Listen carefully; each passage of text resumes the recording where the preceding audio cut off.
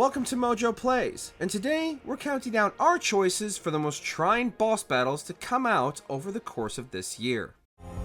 I should congratulate you for realizing the truth and making it this far. Before we continue, be sure to subscribe to our channel and ring the bell to get notified about our latest videos. Egong, 9 souls. It just wouldn't be an end-of-year boss list without a bit of Soulslike stirred into the mix, and Egong is guaranteed to put you through your paces. Obsessed with immortality, this genius helmed the eternal Cauldron project, and in her drive brought about plague and death. So naturally it falls on you to put the old woman 6 feet under. Though, that is no easy matter. Across 3 brutal stages, Egong is going to come at you with blinding speed that will demand perfect parrying. Made all the worse when she starts going all out with those projectiles and delayed sword strikes. Grovekeeper Topoda, another crab's treasure. As your sense of self-preservation rotted away, even. Or perhaps you truly wish for death. Wandering off the beaten path in this undersea Soulslike was a surefire way to find yourself embroiled in some savage optional boss battles, and none proved more of a challenge than Topoda. This mantis shrimp hits hard. The speed of his punches paired with the gnarly habit of whipping up sandstorms means you don't know where his attacks are coming from at any given moment. And if your parrying isn't on point, then there's a good chance he's going to breel your shell and leave you defenseless.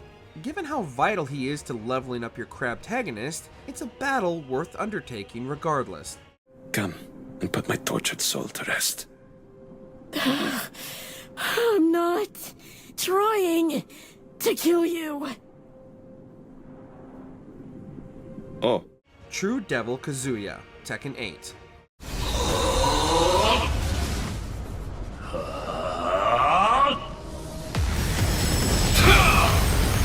The King of Iron Fist is no stranger to challenging opponents, some of which have felt borderline broken over the years.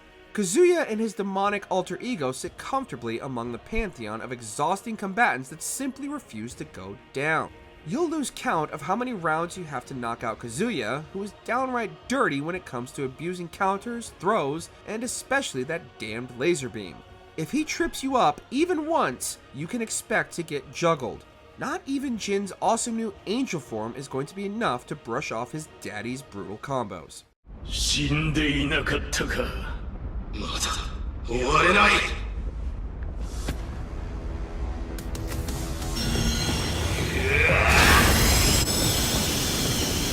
Amalia, Unicorn Overlord. Yes, that giant woman who uses a door for a shield and a blade that would make Cloud Strife blush is a beast of a boss fight. Who would have guessed? Amalia is fought twice during the course of the Colosseum matchup. First with a group of powerful warriors in their own right, serving as support, and again by her lonesome. Ironically enough, it's when she goes solo that the difficulty really spikes. Possessed by a malevolent spirit, this Amazon can dish out an ungodly amount of damage on your party, consecutively at that. Defeating her is certainly worth the grind, since she becomes an unlockable party member right after, not to mention open to marriage. Ordo, the Prince of Persia, the Lost Crown. Show me the true spirit of the Rashomon. Every confrontation with the Immortals is a challenging one, pitting Sargon's reflexes to their limit. Though, to our mind, not even the final boss held a candle to this Master of Storms. It isn't so much Orod's size that's a problem, it's his insane range. This juggernaut swings around electrified anchors across the limited area continually, leaving precious few windows to avoid damage, made all the worse when his later phase starts to drastically increase their area of effect. If you get stunned, you're going to be temporarily unable to bust out your specials, which you'll desperately need to shave off his health. Best get to somersaulting every chance you get if you want to avoid riding the lightning. Don't fight the current. Learn to sail in high winds, kid. Sephiroth, Final Fantasy VII Rebirth. I must admit, I underestimated you.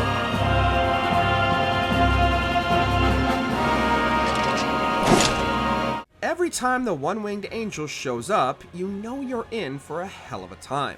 While getting to play as Zack was wild, not even two Buster Swords were going to be able to easily deal with something as Lovecraftian as Sethro Reborn.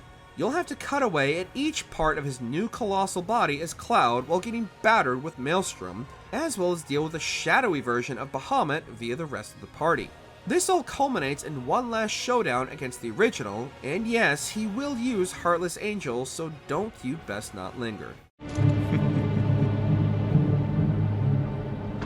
Why is he laughing? Because he knows this isn't over. Raven, Stellar Blade. All this talk of you being the chosen one, it ends here.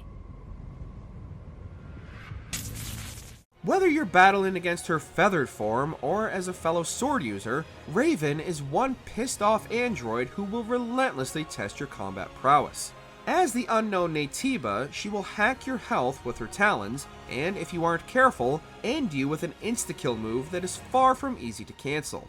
Things only escalate when she goes mano-a-mano with her own blade, where she'll string together combos that become increasingly complex with askew timings. So, unless you're a deflect god, shrugging off her swings can feel borderline impossible. You've taken so much from me. In exchange, I'll allow you to witness the end. Elizabeth, Persona 3 Reload. お待ちしておりました。今回討伐していただくターゲットは今まさに目の前におります。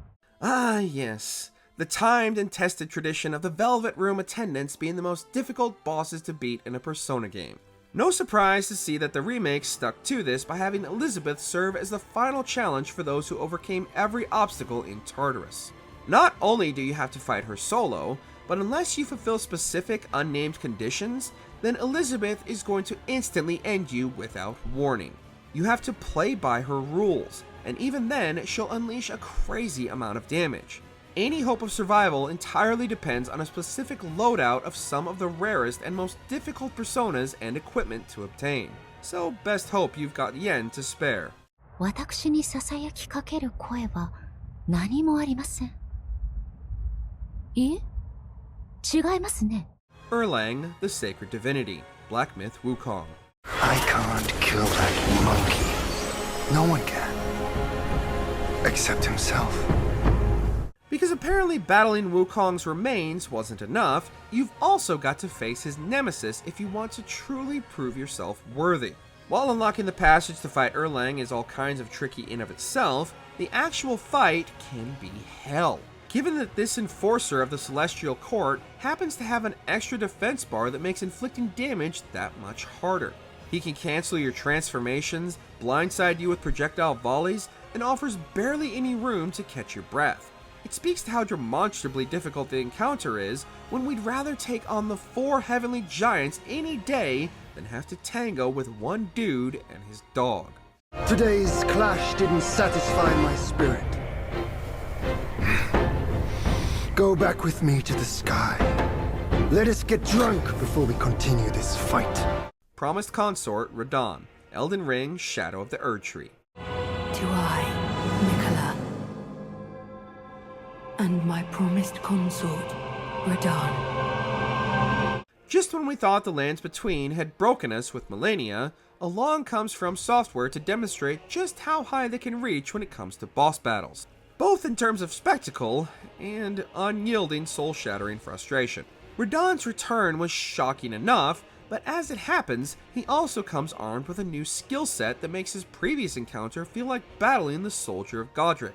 Gravity magic, blood magic, insanely fast sword swings, and that's all before Phase 2! Throw in holy aftershocks and an insta-kill grapple courtesy of Mikola, and you have a boss that broke a generation of gamers. Now, the vow will be honored, and my lord brother's soul will return, so that he may be my consort. Which boss battle from this year crushed your hopes and dreams? Let us know in the comments. Did you enjoy this video? Check out these other clips for MojoPlays, and be sure to subscribe and ring the bell to be notified about our latest videos.